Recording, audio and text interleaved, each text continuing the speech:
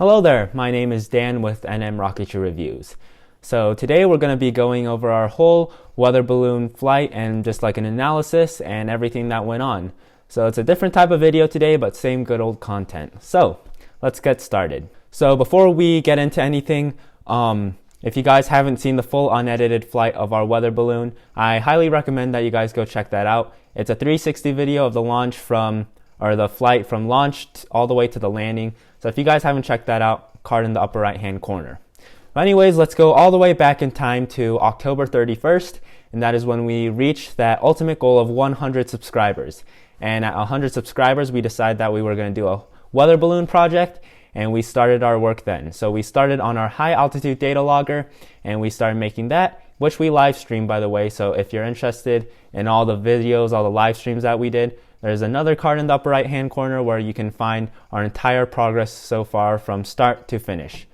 But anyways, we go on into December 21st, and that is the day of the launch. And let's fast forward to around 10:10 a.m. where we launched this weather balloon. And then after that, we're going to go over just all the different parts in like a kind of vlog type of format of our journey and our adventure. So all the way back to the past to December 21st, 2020.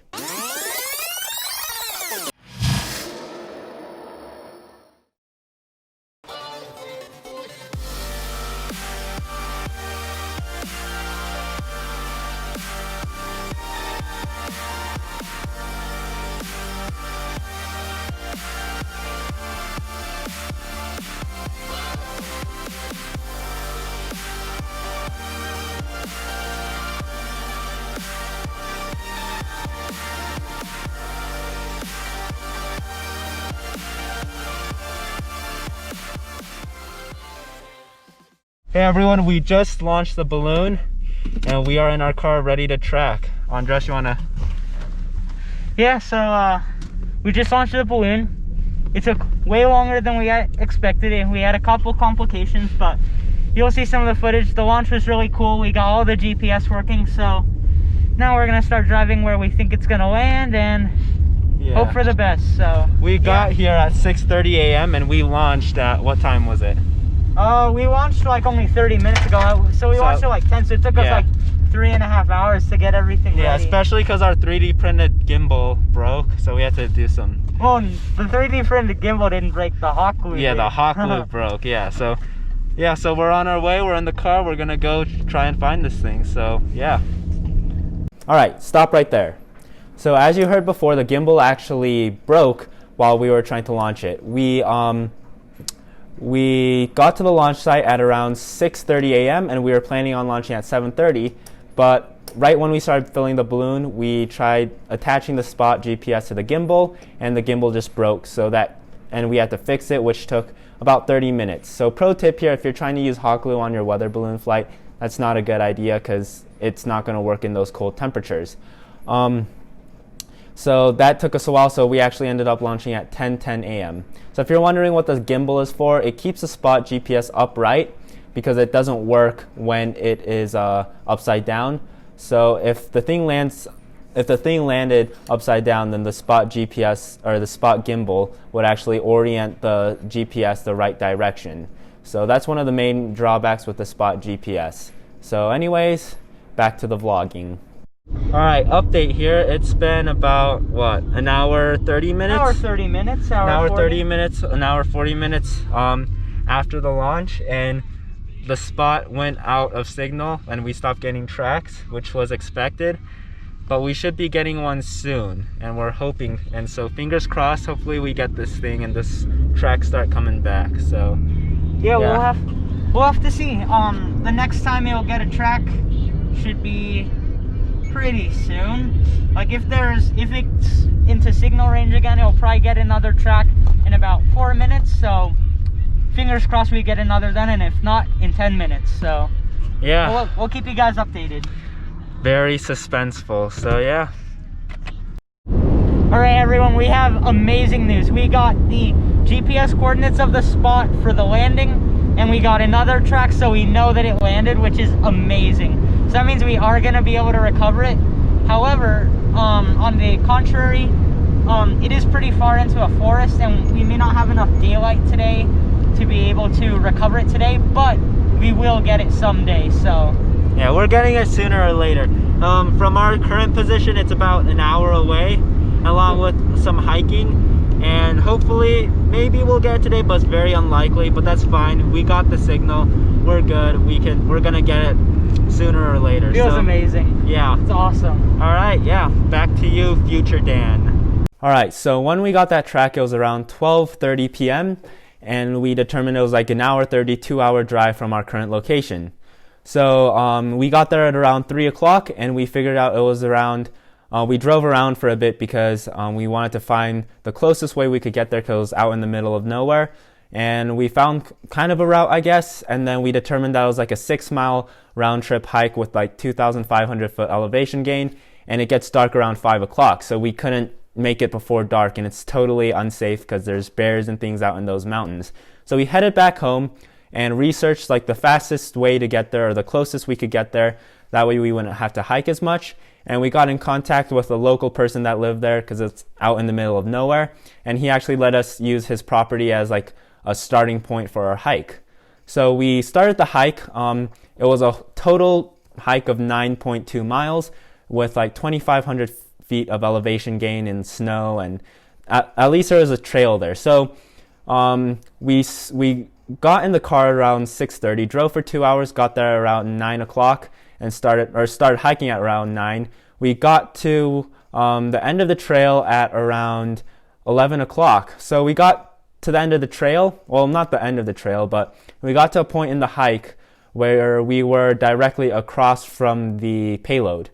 And to get the payload, we determined that we would have to go cross country. But then we looked at where we had to go across, and there's just this giant valley and super steep slopes because there were 2 mountains. We were on one of the mountains, and then the payload was on the top of the other mountain, and there was a valley in between, and there's no way we could go across that valley, and things were looking grim because we didn't have much time. So we looked around and we decided, how about we just keep following the trail, see if it goes to the bottom of the valley. So we did that, and we kept going, and it actually went to the bottom of the valley, and we went to the other side of the mountain, to the other mountain, and then started the hike up. And then we found a trail on the way up, and then we kept looking around using that coordinates from using the GPS and using the coordinates. And then we found the general location, and I was actually able to spot it on top of the tree that it landed on. So at this point, we started trying to get it down. So back to you, past Daniel. Guys, we found it. Go, go, go.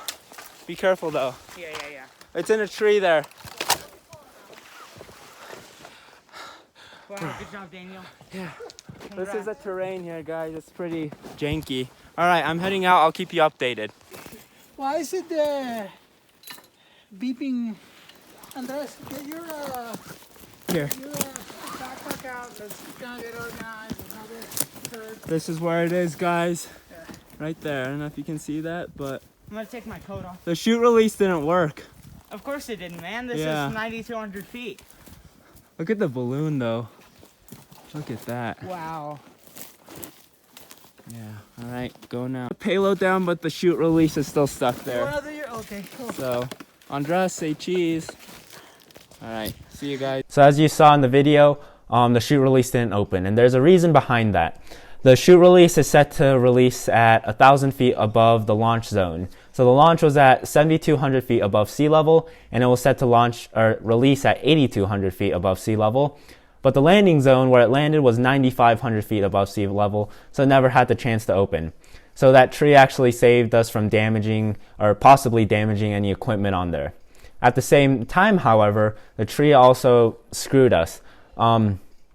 It made it so we weren't able to get the chute release back. It was stuck in the top of the tree. There was a cliff on the other side, so we were barely able to use a pole and a saw to cut down the rope and only get the data logger, the 360 camera, and the GPS back. So we had to leave the chute release up there, especially because we were low on time. We had only about 30 minutes, and it was just super high up, and there was a cliff on the other side. We just weren't able to get that thing back, which is kind of a bummer. Bad news number 2 has to do is much worse. I would rather, yeah, it's very bad. But before we get into that very bad news, just like to tell you about our Facebook and the Advanced Rocketry Discord. So on Facebook and on Advanced Rocketry Discord, we have a page where we give out just frequent updates and pictures, things like that. So if you guys want to follow us on there, you'll be able to see what we're up to every week and see pictures and stuff. Like during the weather balloon flight, we were giving out live updates of our progress and everything. So be sure to check those out. Links are down in the description. Anyways, back to the bad news. We didn't get any data from the flight from our data logger, which really sucks. And there's a reason behind that, and that's because the 360 camera just drained all the power. And the high altitude data logger logs onto a micro SD card, which is not the best solution, but EEPROM storage wasn't big enough for a 2-hour long balloon flight, so we had to use a micro SD card. The problem is with the micro SD card, you have to close the file and save it, and to do that we used it where you push a button and it saves the data, but that's not the best solution. So what happened was we recovered this thing 2 days after the launch, and during that time, the 360 camera actually drained all the power in the power bank. So the high altitude data logger just ran out of power and didn't save any of the data at all. And that really sucks. So we don't know what temperature it was up there, how high it went, the humidity up there. We don't know anything at all. So pretty much the only data we got from it was from the 360 camera. And at this moment, we're trying to line it up with Google Earth to kind of get an approximate altitude, and we're still working on that right now. But there is a chance that we may do another balloon project where we only send up a data logger, or try to send up something and get the data back, because that data is priceless. So we don't know yet. We're just discussing it, so we'll see. But anyways, that's it for our weather balloon adventure. We got a lot of things done. This will probably be the second to last video of this series, which is crazy since we started this back in November, but we'll probably do one more video of all the highlights of the flight. And yeah, so thanks for all the support that we got during this balloon thing. We couldn't have done it without you guys, and special thanks to Dr. Hermes, our parents, and all the people that helped us out with this whole project, and K9 Rocket Technologies for that PCB he made. So that's going to be it for this video. Thanks for watching, guys. Appreciate it. Follow us on Facebook, Discord, Patreon, website, all those stuff. You know the drill. So that's it for Project Eclipse, and we got a ton of stuff planned for 2021. Can't wait to show you guys all that, but that's it. So yeah, Happy New Year, and other than that, have a great day.